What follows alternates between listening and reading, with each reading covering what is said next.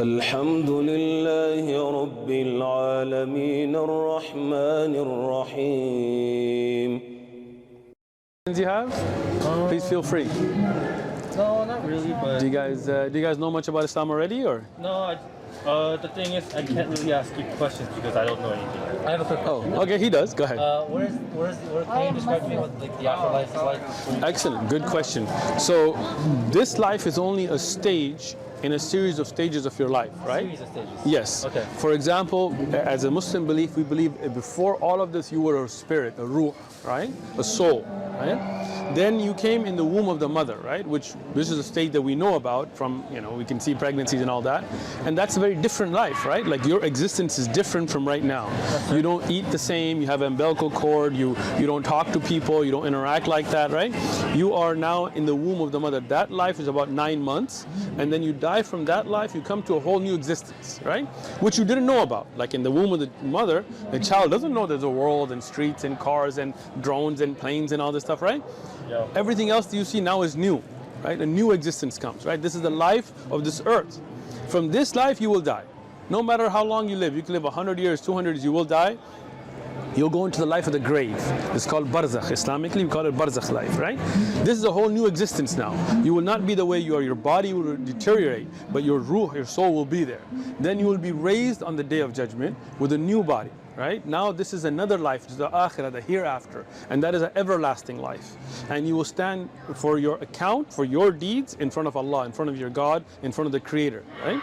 And when you give your account, then there are two destinations, either eternal bliss, a beautiful paradise that you can't imagine, a different level of existence, no eye has seen, no ear has heard, no mind has thought, or an eternal damnation, right? Hell, may Allah protect us from it, right? This life is that test phase. See, you're not here on accident. This was written for you that you would come and you would hear this message. Now the question is, do you just ignore it and say, you know what, I don't really care enough to read? Or do you really think, why am I on this planet? Is there a purpose to my creation? What is the Quran? What is the Prophet Muhammad, peace be upon him? What are his miracles? What are the miracles of the Quran? So you can recognize your Creator and the reason for your creation. Good? That's very good. Thank you. What is life like after this? So, I mean, none of us have been there, right. afterlife and come back, right, but right. what we know from the Quran, that there are two destinations, right? Okay. In heaven, you will not live as you live here, right? There's no death, there's no sickness, you'll be with your family, different level of existence. The Quran says no imagination can even imagine it, right? Okay. Because it's like explaining to the baby in the womb what this life is like, right? Okay. Like if you go to the baby when it's still in the womb of the mother and you try to explain how planes work, right? Well, you can only give examples, right? Because they haven't seen it. So we can give examples. There are beautiful rivers of honey and things, but those are all imthal, examples, right? But this is a beautiful life. That's where our everlasting life should be. Okay. So you guys don't know what's in there. You guys know that. But you guys. Well, we do, but we can't give you like, we can give you examples, right? Oh, interesting. Right? Because it is an existence past our imagination. But we can tell you that, for example, you'll live forever. Okay. You'll see your Creator, you'll see God, you'll see Allah, you'll see your family, other people, whoever is in heaven, makes it to heaven, you will see them, you will interact with them, you will eat, you will sleep, but not in the way of this world. Like you will not have sickness, you will not have misery, because this is a temporary abode. Like here you get bored of things, in that life you won't, right? Every time you taste the fruit, it will taste better than before, right? So those things we don't make up ourselves. Whatever we have in the Quran or authentically established from the Prophet ﷺ, then we can base it on that, right? I see. But even then, as the Quran told us, as the Prophet told us, that these are examples of an existence that is beyond our imagination. I see. Yeah. That's very interesting. So do you believe in a Creator? Or? Actually, I do. Okay, good. You got a good step. What about you?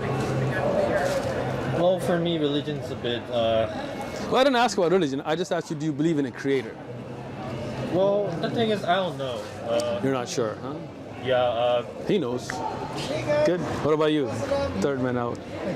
You do. Okay, excellent. So you believe that Creator is all-powerful, all-knowing, I'm assuming? I do not. Okay. Yeah. So that creator created us, right? That I also do not know. All right. Yeah. So what did he create if he's a creator, right? All I know is that I believe that there might be a higher power. That's all I know. Okay, cool. Let's take it at that, right? Yeah. Do you believe we kind of just came by ourselves? My answer is I don't know. Okay, you don't, right? Yeah. But think about it. Let's say if I told you, you're an intelligent gentleman, I can tell. If I told you this phone, nobody made it, Okay. right? Apple, Samsung, nobody. Over billions of years, grains of sand made this monitor, made the screen, made the unlocking face recognition feature, made the on-off. All these apps, nobody designed them, nobody downloaded them. The camera, it just all by itself, over billions of years, it just became. Yeah. Would that make sense? It would be hard to believe. Right? It wouldn't make sense, right? Okay. Right? Sure. Why not? Because look at the perfection here, right? Like, you mean you can tell the time. I mean, how did it just by itself develop a feature to take pictures, right? Do you agree? Or? I am following a line of logic. Okay, good. Yeah. So in that line of logic, we would say the human eye is much more complicated than that camera. Okay. Right? The human brain is smarter than Siri, right? So to know that it doesn't make sense that this came by itself, even with a billions of years of evolution, then how did we come by ourselves over billions of years of evolution, right? Even if you take the theory of evolution, it's a theory, not a fact, right? Fair enough. And if you take the theory of evolution, it can never answer the origin.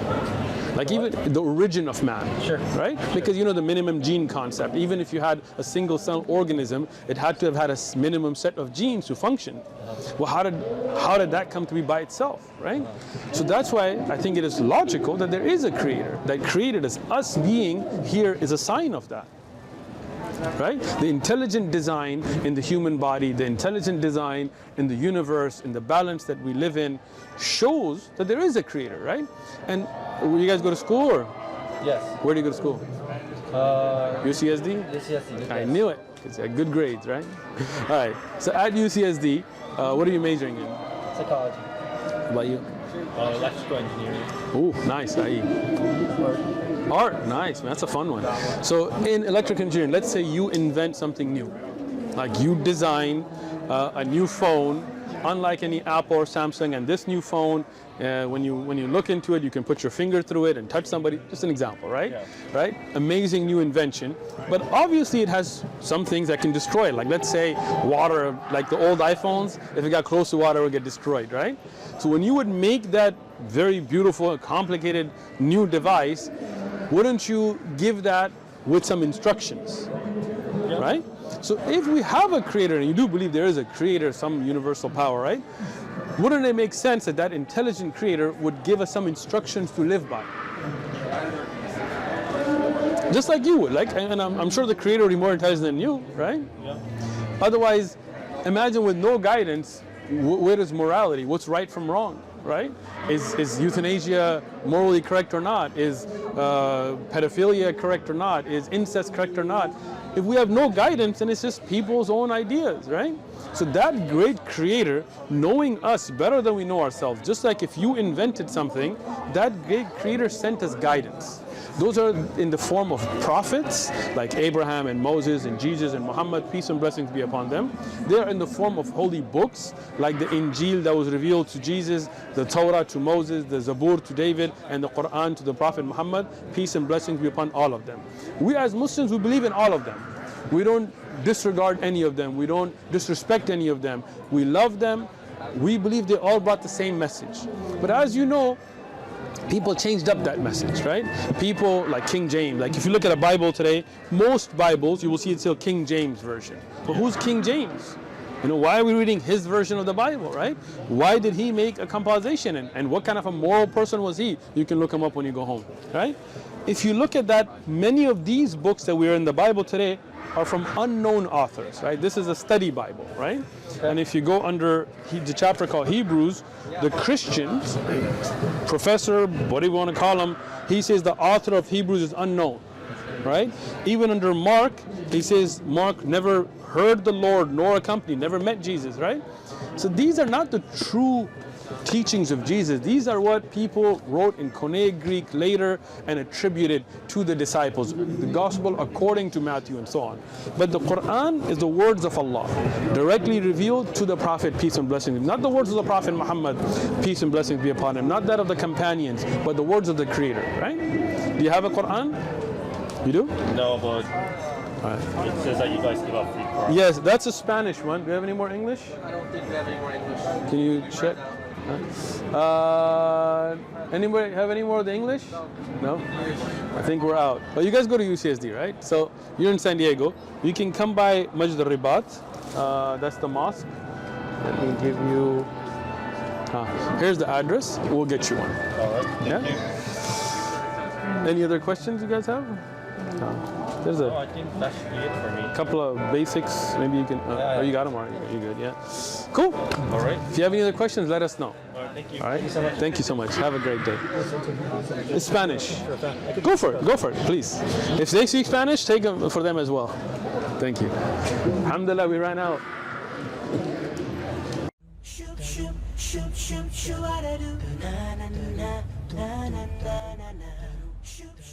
إذا أعجبك الفيديو لا تنسى الإعجاب والتعليق، ولكي يصلك كل جديد اشترك الآن.